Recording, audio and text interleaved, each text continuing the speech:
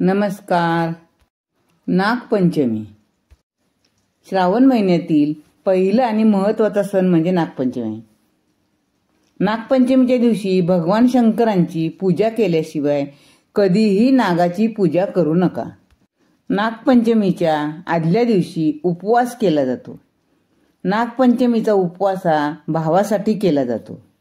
आता नागपंचमीच्या दिवशी घराच्या मुख्य दरवाजाच्या दोन्ही बाजूला मातीने किंवा शेणाने सारवा.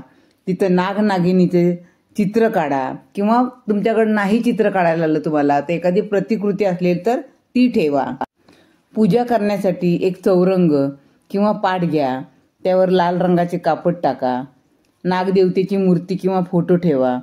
सर्वात आधी गणपतीची पूजा करा. त्यानंतर नागदेवतेची पूजा करा. नागदेवतेला अक्षदा, फुले, दुर्वा अर्पण करा. नैवेद्य दाखवा. नागपंचमीची कथा वाचा किंवा ऐका.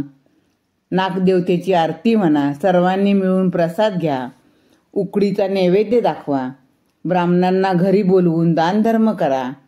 घरात सुख, शांती आणि समृद्धीसाठी प्रार्थना करा. जमिनीवर किंवा घरात खोदकाम करणे टाळा. या दिवशी शेतीची कामे किंवा इतर कोणतीही अवजड कामे करणे टाळा. या दिवशी धारदार वस्तूने कापणे, कात्रीने, चाकूने हे सगळं टाळायचं आहे तुम्हाला. या दिवशी कोणाशीही वाद घालू नका. या दिवशी नकारात्मक विचार आणि नकारात्मक गोष्टींपासून दूर राहा. अशा प्रकारे तुम्ही नागपंचमीची पूजा करा. धन्यवाद.